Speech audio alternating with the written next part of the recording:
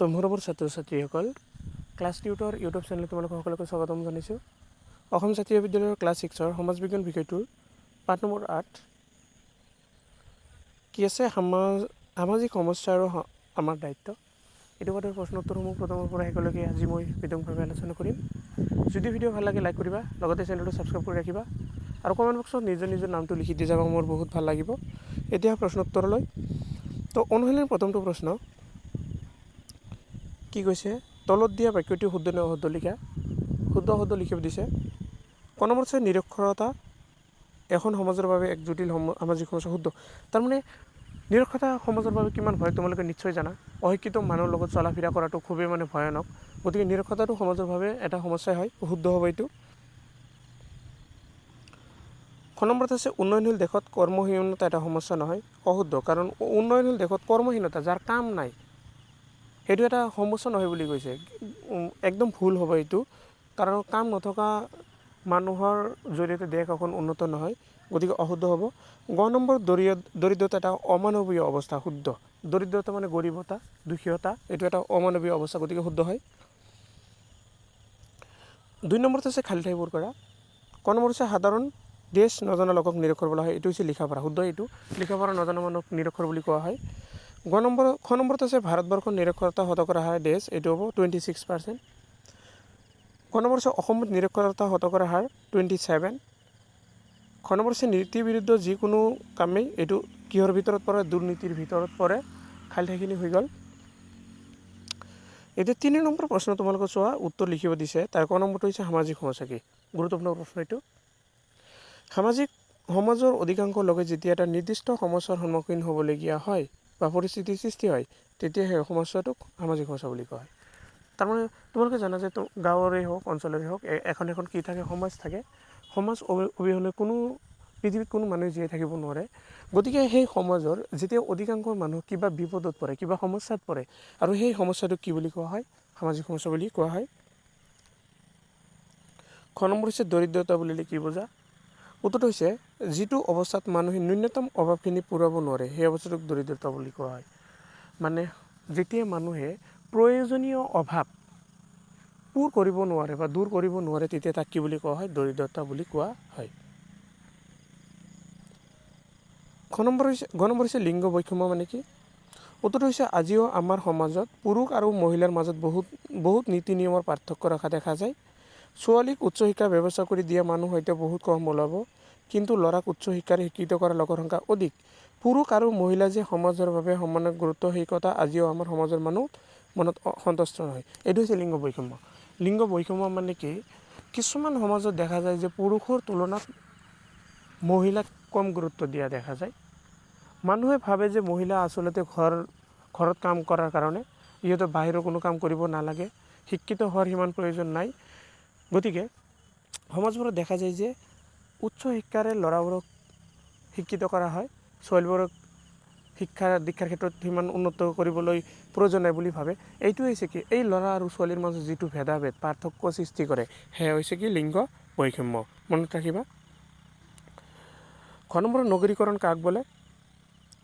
মানুহে প্ৰাথমিক বৃত্তি এৰি আহি গণ বা তৃতীয় সেৱাৰ কাম কৰি কোনো বিশেষ ঠাইত একেলগে বাস কৰি জীৱন নিৰ্বাহ কৰাকে নগৰীকৰণ বোলে। তাৰমানে প্ৰাথমিক হৈছে কি, তোমালোকে খেতি কাম কৰা, কৃষি কাম কৰা, তাৰপিছত মিস্ত্ৰী, ৰাজমিস্ত্ৰী আৰু বিভিন্ন ধৰণৰ যিবোৰ শ্ৰমিক আছে, সেইবোৰ হ'ল প্ৰাথমিক। তাৰ উপৰি মানুহ যদি কিবা উদ্যোগ কাম কৰা হয় বা চৰকাৰী চাকৰিত কাম কৰি যে জীৱিকা নিৰ্বাহ কৰে য'ত থাকি, তাকে কি বুলি কোৱা হয়, নগৰীকৰণ বুলি কোৱা হয়। এবাৰ 5 নম্বৰ প্ৰশ্ন, আমাৰ সমাজৰ লোকসকলে সন্মুখীন হোৱা কেইটামান সমস্যাৰ বিষয়ে লিখা। ইয়াতে চাবা, এইটো 5 নহয়, এইটো 4 হ'ব। মনত ৰাখিবা, আমাৰ সমাজৰ লোকসকলে সন্মুখীন হোৱা কেইটামান সমস্যাৰ বিষয়ে লিখা। কাৰণ সমাজত মানে কি সমস্যাৰ সন্মুখীন হয়, এইটো লিখিব দিছে। তো উত্তৰটো চোৱা, আমাৰ সমাজৰ লোকসকলে সন্মুখীন হোৱা সমস্যাসমূহৰ ভিতৰত এটা হ'ল নিৰক্ষৰতা, যি অশিক্ষিত, তাৰ মানে দৰিদ্ৰতা, অন্ধবিশ্বাস, জাতিভেদ প্ৰথা, দুৰ্নীতি, লিংগ বৈষম্য আদি সমস্যাসমূহ প্ৰদান। এইবোৰ মানে হৈছে আমাৰ সমাজৰ আটাইতকৈ সমস্যা। নিৰক্ষৰতা মানে অশিক্ষিত। তাৰপিছত কৈছে দৰিদ্ৰতা মানে যাৰ কি হয়, দুখীয়া অৱস্থা শেষ নহয়, দুখীয়ে থাকে। অন্ধবিশ্বাস মানে আজিকালি মানুহে ডাইনী বিশ্বাস কৰে। মানে উৰা বাতৰি যিবোৰ থাকে সঁচা হওক মিছা হওক মানুহৰ মুখে মুখে প্ৰচলিত যিবোৰ কথা সেইবোৰ হৈছে কি অন্ধবিশ্বাস। জাতিভেদ প্ৰথা, এতিয়াও জাতিভেদ উচ্চ নিচ্চ যিবোৰ জাতি প্ৰথা আছে সেইবোৰ। দুৰ্নীতি, ভাল কাম নকৰা, খালী মানে মনে মনে কাম কৰি থকা, মানুহ ক্ষতি কৰা, লিংগ বৈষম্য, পুৰুষ আৰু মহিলাৰ মাজত ভেদাভেদ, এইবোৰ হৈছে আমাৰ সমাজৰ আটাইতকৈ ডাঙৰ সমস্যা। তাৰপিছত আৰু আছে যিহেতু কি কৈছে ইয়াতে বিষয়ে লিখিব দিছে, একবিংশ শতিকাতো আমাৰ সমাজৰ একাংশ লোকে নিৰক্ষৰ হৈ আছে। সাধাৰণতে লিখিব পাৰিব নজনা মানুহক নিৰক্ষৰ বুলি কোৱা হয়। তাৰপিছত অন্ধবিশ্বাস আন এটা জ্বলন্ত সমস্যা। নিৰক্ষৰ মানুহৰ মাজত অন্ধবিশ্বাসে গা কৰি উঠে। সমাজত চলি থকা অন্ধবিশ্বাসবোৰ হ'ল ঝৰা ফুকা, মানে কবিৰাজৰ জৰিয়তে কি ভাল ডাঙৰ ডাঙৰ বেমাৰ কবিৰাজৰ ঝৰা ফুকাৰ জৰিয়তে ভাল কৰিব বিচাৰে। সেইটো মানে কি হয় অন্ধবিশ্বাস। বেজ বেজালিৰ ওপৰত আস্থা, ভূত ডাইনীৰ আৱিৰ্ভাৱ, নজৰ লগা, মুখ লগা ইত্যাদি। তাহলে আজিকালি এতিয়াও ভূত আছে বুলি মানুহ বিশ্বাস কৰে। এইবোৰ হৈছে কি অন্ধবিশ্বাস। নেক্সট জাতি প্ৰথা। জাতি প্ৰথাৰ বিষয়ে অলপ আগতে কোৱা হৈছে যে আমাৰ সমাজৰ এটা ডাঙৰ সমস্যা হৈছে কিছুমান মানুহক উচ্চ জাতিৰ আৰু কিছুমান নিম্ন জাতিৰ অনাধিকাৰ বিভাজনে জাতিভেদৰ সৃষ্টি কৰে। সকলো মানুহে যে মানৱ জাতিৰ অন্তৰ্ভুক্ত হৈ কথা মানুহে পাহৰি যায়, ফলত সমাজত নানা সমস্যাৰ সৃষ্টি হয়। তাৰ উচ্চ নিচ্চ কোনো ভেদাভেদ কৰিব নালাগে, সকলোকে সমান চকুৰে চাব লাগে। সমাজৰ উন্নতিৰ আটাইতকৈ ডাঙৰ বাধা হ'ল দৰিদ্ৰতা, যিবোৰ মানুহে দুবেলা দুমুঠি পেট ভৰাই খাবলৈ নাপায়। এইটোৱে চোৱা, দৰিদ্ৰতা যদি দুবেলা দুমুঠি খাবলৈ নোৱাৰে, সেই দেশ এখন কেনেকৈ উন্নতি কৰিব সেইটা মনত ৰাখিবা। তেওঁলোকে দৰিদ্ৰতা নিজে এটা সমস্যা হোৱাৰ লগতে আন কিছুমান সমস্যাৰ সৃষ্টি কৰে, যেনে শিক্ষাৰ সমস্যা, অস্বাস্থ্যকৰ পৰিৱেশৰ সৃষ্টিৰ সমস্যা। 4 নম্বৰ গ'ল, এইটো হ'ল 5 নম্বৰ। আমাৰ সমাজত চলি থকা সামাজিক সমস্যাসমূহ সমাধানৰ বাবে পৰামৰ্শ কি আগবঢ়াবা। তাৰমানে সমাজৰ যিবোৰ সমস্যা আছে সেইবোৰ কেনেকৈ তুমি পাৰ কৰিবা সেইটো কৈছে। চোৱা, আমাৰ সমাজত চলি থকা সমস্যাসমূহ দূৰ কৰিবলৈ শিক্ষাৰ অপৰিহাৰ্য, মানে ভাল শিক্ষা ল'ব লাগিব। সকলো মানুহ সুশিক্ষাৰে শিক্ষিত কৰিলে অন্ধবিশ্বাস, জাতিভেদ প্ৰথা আদি নাইকিয়া হৈ যাব। মানে আমি শিক্ষিত হ'ব লাগিব। মুঠ কথা হৈছে কি শিক্ষিত মানুহৰ কি নাথাকে, কোনো ধৰণৰ জাতিভেদ প্ৰথা নাথাকে, অন্ধবিশ্বাস নাথাকে। তাৰপিছত বৰ্তমান সমাজৰ ডাঙৰ সমস্যা হ'ল দৰিদ্ৰতা। সকলো মানুহ সুশিক্ষাৰে শিক্ষিত হ'লে চৰকাৰৰ বিভিন্ন আঁচনিৰ জৰিয়তে স্বাৱলম্বী হ'ব পাৰে।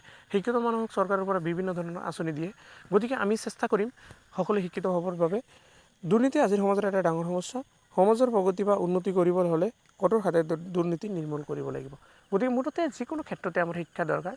শিক্ষা হ'লেহে আমি কি কৰিব পাৰিম, দুৰ্নীতি দূৰ কৰিব পাৰিম। তাৰপিছত আছে কৰ্মহীনতা আমাৰ সমাজৰ এটা সমস্যা। গতিকে বৃত্তিমুখী শিক্ষা প্ৰৱৰ্তন কৰি ঔদ্যোগিক মনোভাৱৰ সৃষ্টি কৰিব লাগিব। কৰ্ম সংস্কৃতিৰ জৰিয়তে সমাজৰ উন্নতি সাধন কৰিব পৰা যায়। আমি যাতে ভাল শিক্ষিত হৈ মানে উদ্যোগ ক্ষেত্ৰতো চাকৰি কৰি জীৱন নিৰ্বাহ কৰিব পাৰোঁ, সেইটো কোৱা হৈছে। তো তোমালোকৰ আজিৰ ভিডিঅ' এইখিনি, আৰু ভিডিঅ'টো চোৱাৰ বাবে ধন্যবাদ জনাইছোঁ সকলোকে।